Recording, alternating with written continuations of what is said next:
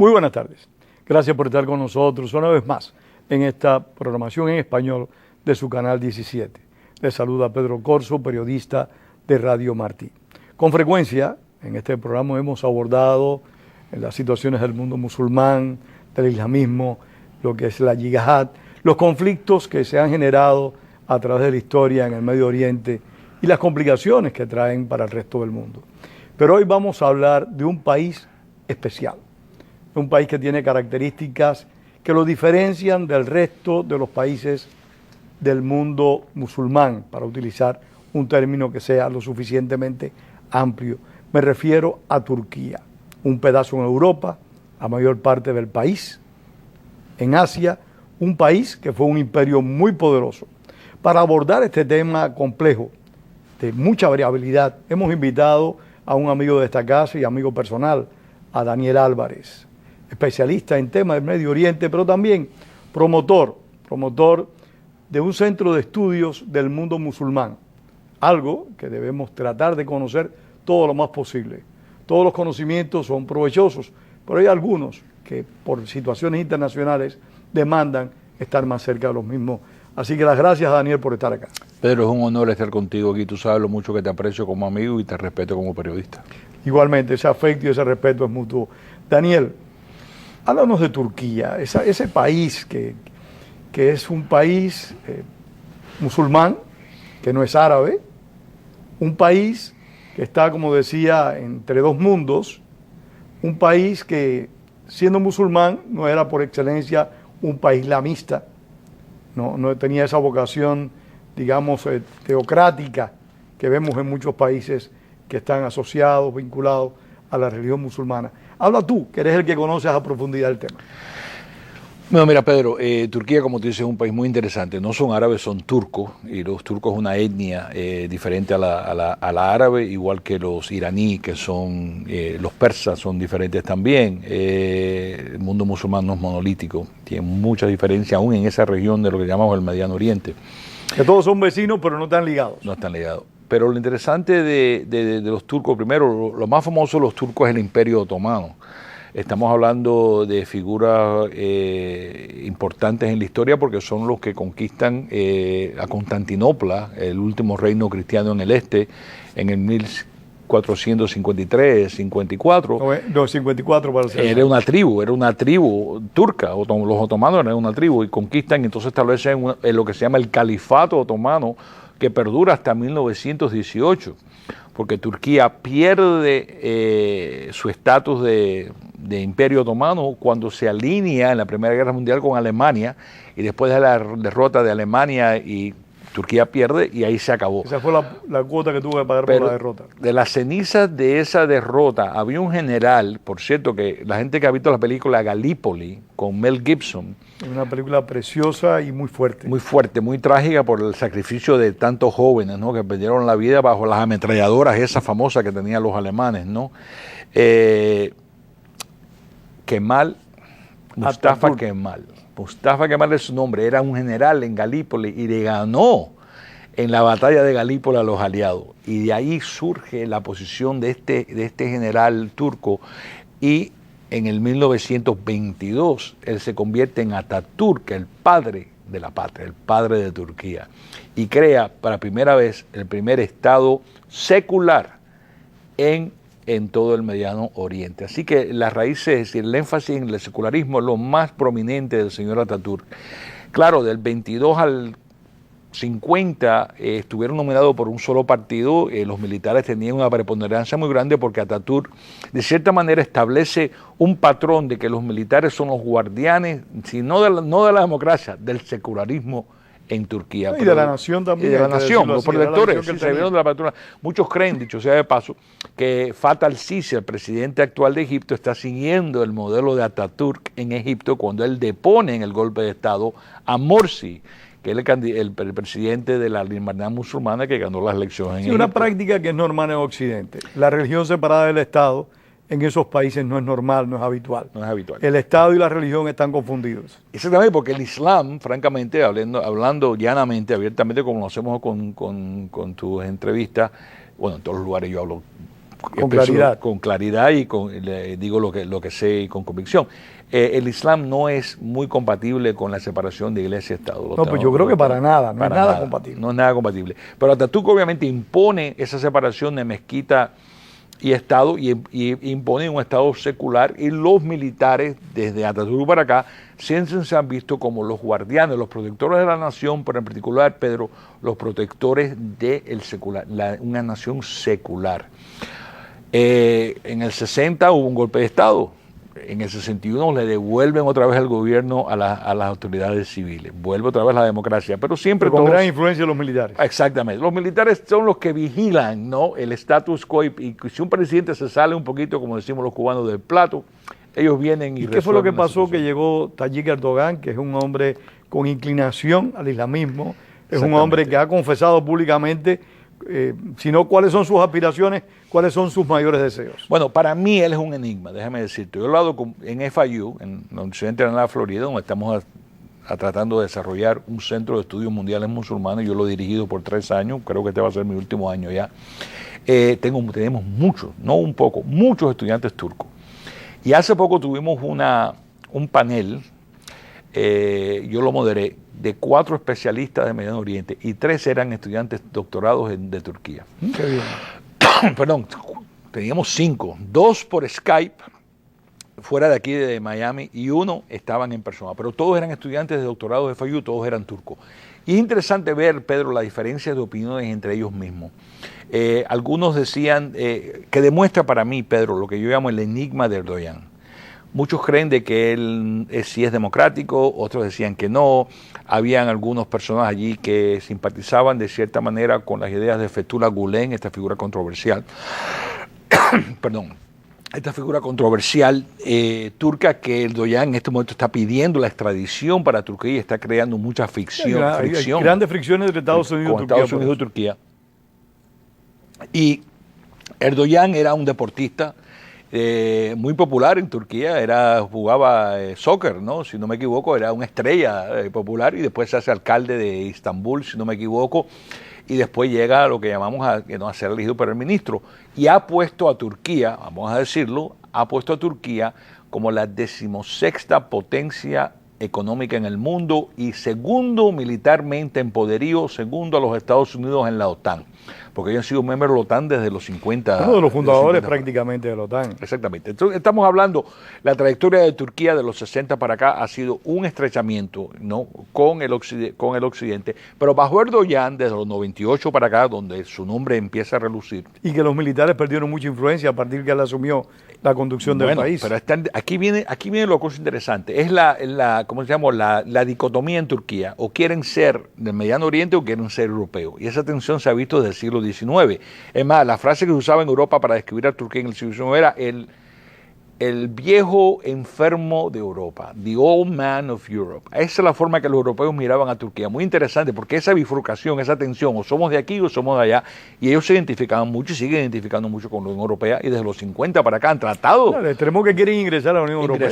Mucho. Es más, la última predicción que oí, Pedro, fue que en 10 años creen que van a ser miembros de la Unión Europea. Pero mira la interesante de Erdogan. Obviamente el hombre tiene algún tipo de compromiso con el Islam, lo sabemos desde antes de ser primer ministro. Su discurso, muchos lo hemos interpretado como un discurso islamista. Es más, muchas cosas que él ha hecho, muchas funciones de Estado donde las mujeres han aparecido con el velo, han preocupado a los militares. Tengo entendido que muchos militares no han querido ir a funciones del presidente porque le preocupa y le molesta la presencia de símbolos islámicos en los más altos niveles del gobierno. Así que esa tensión, esa presión es enorme. Pero ¿qué pasa? Erdogan, la Unión Europea, que esto es una cosa muy interesante, hay que decirlo para ser justo con él, la Unión Europea le insiste a él de que tiene que quitarle al gobierno de Turquía la influencia de los militares si Turquía quiere ingresar en la Unión Europea. Y yo creo que esa demanda Erdogan la utilizó muy hábilmente. A su beneficio. Sí, para decapitar, es decir, depurar a cientos, para no decir ahora miles, pero en ese tiempo eran cientos de militares de los más altos rangos, y poner militares leales a él para ser los líderes de... Posiblemente muchos de ellos sean islamistas también. Sí, pero obviamente lo importante para él es que sean leales a él. Esa es la cosa clave de Erdogan, porque Erdogan me parece a mí que sirve más los intereses de Erdogan que los intereses del Yo creo eso, del yo Islam. creo, no sé lo que tú conoces al respecto, pero lo que he leído sobre el personaje es un personaje, el típico autócrata latinoamericano, que quiere todo el poder para él, y lo ha demostrado en los últimos acontecimientos que han tenido lugar en Turquía. Pero a mí lo que me llama la atención también es que al lado de Erdogan en su momento estuvo también el Falun Gulen. Hasta el 2013. Entonces eran ambos asociados. Los dos son islamistas. Los dos defienden el Islam. Uno es más radical que el otro. Falun Gulen vino a buscar asilo en Estados Unidos. Correcto, bajo excusa que vino a tratarse para una cosa Sí, médica y se quedó. Pero lo interesante, no, Fethullah Gulen es un caso muy interesante porque, francamente, tiene miles y miles de seguidores en Turquía. Hay muchas instituciones, centros educacionales, hasta ya ha salido públicamente, hasta elementos quizás dentro de los militares que simpatizan con él. Que él fue el arquitecto del golpe de Estado, como asevera Erdogan y su gente, eso no lo sabemos. Los Estados Unidos obviamente no está convencido de que él fue el arquitecto que dirigió este golpe, el último golpe de Estado. Pero indiscutiblemente que hay en Turquía elementos de Fethullah Gulen y que el movimiento tiene mucha influencia y mucho poder, eso no me queda la menor duda. Eso tiene que ser cierto. El problema está de que Erdogan está usando esta oportunidad para ir de arriba a gente que esté directa o indirectamente o personas simplemente que no los quiere por otras razones de Estado, para entonces limpiarle la cabeza, es decir, no matarlo necesariamente. No, la metáfora no quiso implicar eso, pero obviamente estamos hablando de cientos y cientos de miles de personas que están en este momento en una posición sumamente precaria en Turquía a raíz del backlash, ¿no? El rebote de este golpe de Estado y cómo Erdogan se ha aprovechado para entonces empezar a eliminar a los enemigos reales y percibidos. Daniel, hay varios factores en el caso de Erdogan que a mí me llaman la atención. Primero, el tiempo que él se demoró para asumir una posición protagónica con el Estado Islámico que estaba en su propia frontera. O sea, el Estado Islámico no estaba operando lejos de la frontera siria con Turquía, estaba operando ahí mismo, en la misma frontera. Segundo, ¿por qué él interrumpe la paz o el diálogo que tenía con el PKK? ¿Por qué? ¿Cuál es el motivo? Y tercero, para que tú me contestes a las tres.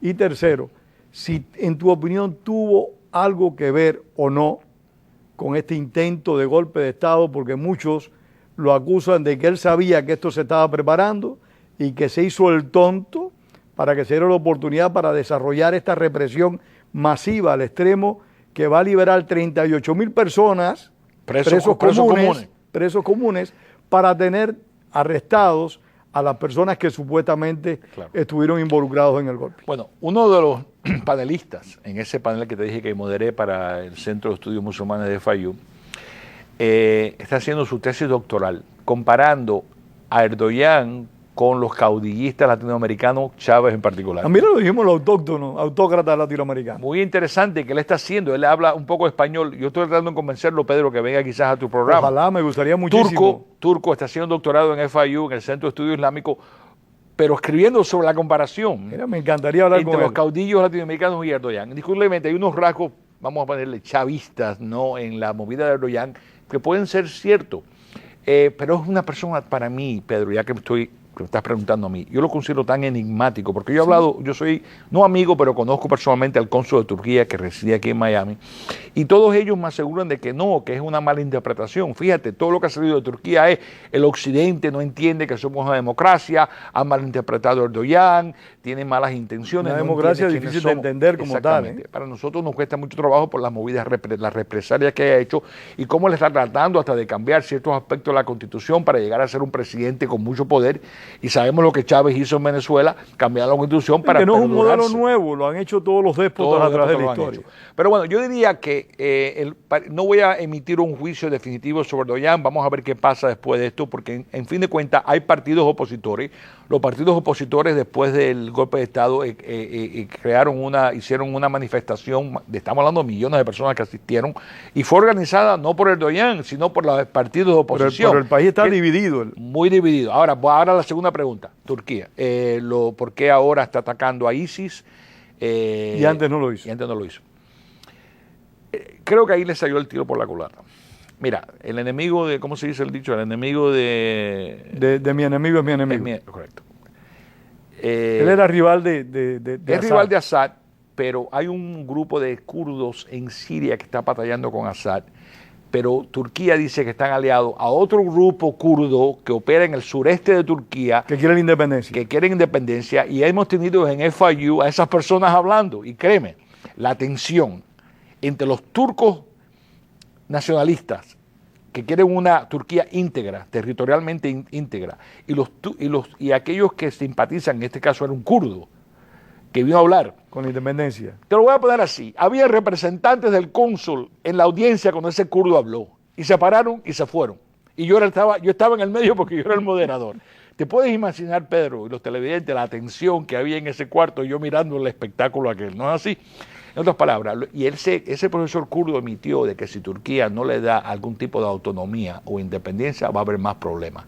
Pero es que lo curioso es... Y ellos tomaron eso, los turcos tomaron eso como una amenaza y se pararon y se fueron. Pero perdóname que te interrumpa.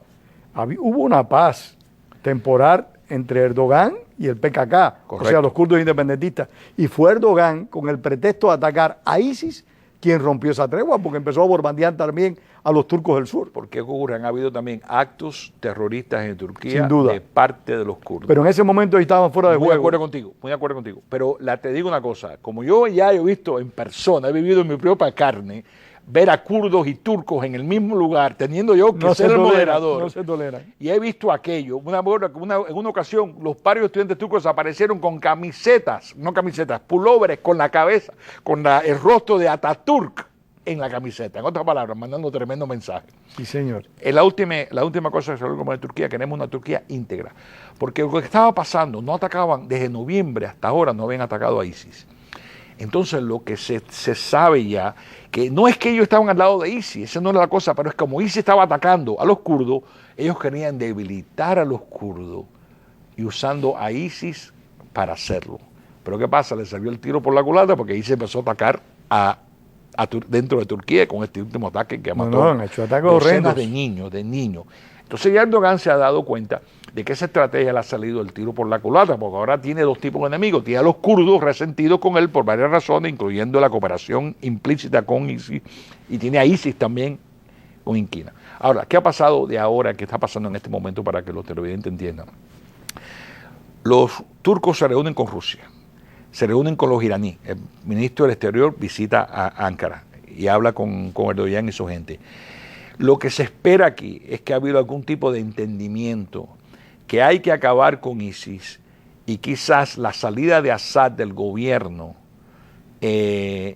no, que es lo que exigía Turquía, quizás eso no va a pasar. Y Estados Unidos. Y Estados Unidos, eso se va a suavizar. Entonces potencialmente lo que se va a ver aquí es una cooperación entre Irán, Rusia, Turquía y los Estados Unidos para acabar, no solamente degradar, pero acabar con ISIS en Siria y de ahí seguir a ver lo que se puede hacer. Pero no podemos perder la perspectiva de que Erdogan ha tratado de utilizar el intento de golpe de Estado fallido, aproximándose a Rusia, suscribiendo alianzas con Moscú, aproximándose a Irán, que también fue su rival histórico, como lo ha sido Siria, provocando a la Unión Europea, diciendo que la Unión Europea no los apoyó cuando el intento de golpe de Estado, provocando a Estados Unidos también. Lo ha hecho. Pero o sea, es como que está chantajeando a Occidente con su aproximación a Rusia y a Irán. Y el chantaje, te voy a decir una cosa, desgraciadamente, aquí estamos hablando de realismo, no idealismo. El chantaje quizás trabaje. No funciona, no es que se ha demostrado que funciona. ¿Por qué funciona? Porque no solamente es la 16ª potencia económica, es la segunda potencia más importante de la OTAN. Y hace falta Turquía para derrotar a los radicales. Y en territorio turco hay armas nucleares estadounidenses y de la OTAN. Totalmente. Y necesitamos a Turquía de parte de la OTAN. Pero mira otro detalle interesante. Te dije, ya creo que Turquía está dispuesta a relajar la demanda, la exigencia de que Assad salga del poder. Pero el problema es el siguiente, yo veo implícitamente un quid pro quo. Te vamos a dejar a Assad, pero tú, Rusia e Irán y Siria no pueden darle la luz verde a los kurdos a tener un Kurdistán independiente. Que eso es lo que los kurdos quieren. Porque los kurdos lo que querían hacer en Siria era unir al Kurdistán de Turquía. De Iraquí y de Siria. De Siria y de Turquía. Y crear la suficiente presión, Pedro, para que entonces sea inevitable la formación de un Estado kurdo, un Kurdistán. Pero te decir por qué. Esas aspiraciones no son en balde. En el año 1922 hubo un tratado en Europa que se le dio en nombre. Se le reconoció a los kurdos. A los kurdos y un Estado Kurdistán. Cierto. ¿Y quién fue el que torpedió eso? Atatürk, Mustafa Kemal. Dijo, no. Ese fue el chantaje. Porque el 20% de Turquía es kurdo. Todo el este y el sureste de Turquía es kurdo. Y los turcos no quieren soltar ese territorio. ¿Por eso a quién no lo quiere soltar tampoco? Irán. Porque parte de Kurdistán está en Irak y parte está en Irán. Y los iraníes tampoco quieren un Ni los iraquíes tampoco quieren. Entonces lo que pasa, lo que se puede negociar aquí, está bien, vamos a dejar a Assad, no va a haber un Kurdistán, y si hay un Kurdistán, tiene que ser dentro del territorio iraquí, quizás con una federación iraquí que tenga un Kurdistán, un estado federado en el norte con los chiitas y con los sunitas. Los suníes y en el sur con los chiitas. Ese quizás va a ser la solución final a Irak, porque Irak es un desastre. El gobierno... Es el estado más débil de todos esos estados. Al-Abadi está atado a los intereses chiitas y los suníes no le van a tener confianza. Yo me maravillo a estas alturas porque ISIS ha podido durar tanto, y dura tanto por la corrupción en esa área, dura tanto por la ineficiencia de esos gobiernos y mucho tanto por las divisiones tribales y las rivalidades entre los grupos chiitas, kurdos, turcos, alawitas y toda esa gente. En otras palabras, eso se va a tener que resolver cuando las grandes potencias, en este caso Turquía, Rusia, Estados Unidos, Irán, se pongan juntos y digan, vamos a ir por parte, vamos a acabar con ISIS, después vamos a ver cómo hacemos con Assad, una transición moderada, yo pensaba que iba a ser una salida elegante, una estadía temporal para preparar a Siria para algún tipo de transición post-Assad, pero en continuación con la política de Assad vis-a-vis Rusia y vis-a-vis Irán. Esos intereses van a ser protegidos. Pero por lo menos va a ser el peor de los males, porque el cáncer ahora que nos aflige más, que nos está afectando directamente con los actos terroristas, es ISIS. Vamos a acabar con ISIS, después vamos a ver lo que se puede hacer. Desgraciadamente, los que van a pagar los platos rotos de todos estos acuerdos que van a hacer, los kurdos. Siempre la soga se rompe por lo más débil. La historia lo ha demostrado también. Ahora, Daniel, la relación entre la Unión Europea y Turquía, que hasta hace 2 o 3 años parecía que todo se iba a resolver porque Turquía empezó a hacerle concesiones importantes a la Unión Europea. Entre ellos llegó a suscribir un acuerdo para los refugiados, sí, etcétera, etcétera. Todo eso ha entrado en un plano mucho más complejo, mucho más difícil, porque Erdogan llegó a retar, o al menos funcionarios de su gobierno, la aplicación o no de la pena de muerte, cuando la Unión Europea dijo que tenía que abolir la pena de muerte, que no podía incluirla en la Constitución. No, Erdogan ha dicho, mira, yo he cumplido con ustedes, he decapitado a los militares no van a tener esta influencia. No dije que en el 80 en el 60 hubo un golpe de Estado, en el 80 hubo otro y en el 97 hubo un golpe de Estado elegante, que le dijeron al primer ministro, oye, mira, renuncia, firma aquí tu renuncia y vete, no te vamos a hacer nada. Obviamente, en eso él va a decir, mira, yo he cumplido. Obviamente, lo que está diciendo es, con todas las amenazas terroristas, hay que buscar lo que se llama en inglés un deterrent, una forma de parar estas cosas, y hay que restaurar la pena de muerte. Los europeos todavía exigen, somos mucho más idealistas, exigen democracia, exigen esto, exigen aquello. Y Erdogan está diciendo, bueno, me han pedido muchas cosas, he dado muchas cosas, pero hay ciertas cosas en que yo no puedo ceder. Para proteger mi país, tengo que hacer estas cosas. Pero la cosa de los refugiados es interesante. Él le ha pedido, él tiene 3 millones de refugiados sirios. He hablado con turcos que me dicen que no reconocen a Turquía. Está inundada de refugiados. Es más, esta última ofensiva, Pedro, es para parar. Bueno, Alemania está inundada de refugiados. Francia está inundada de musulmanes. Europa... Entonces, ¿qué ocurre? La atención es que Erdogan está diciendo una cosa, denme visa para mis 78 millones de habitantes para que entren carte blanche. Él quiere que la apliquen el Tratado de Schengen. Exactamente. Y también está diciendo, denme 3 billones para lidiar con los refugiados que tengo dentro de Turquía. En este momento, la Unión Europea está diciendo no a ambas cosas. Y él dice, ¿sabe qué dicho? Ok, si ustedes no me dan lo que yo estoy pidiendo, le voy a soltar todos los refugiados para allá. Daniel, y ahí estamos con ese impasse. ¿Descartas el hecho de que si Erdogan se fortalece, no procure establecer leyes similares a la Sharia, no procure establecer un Estado más parecido al Irán, más parecido, no digo una Arabia Saudita, pero sí algo parecido a Irán?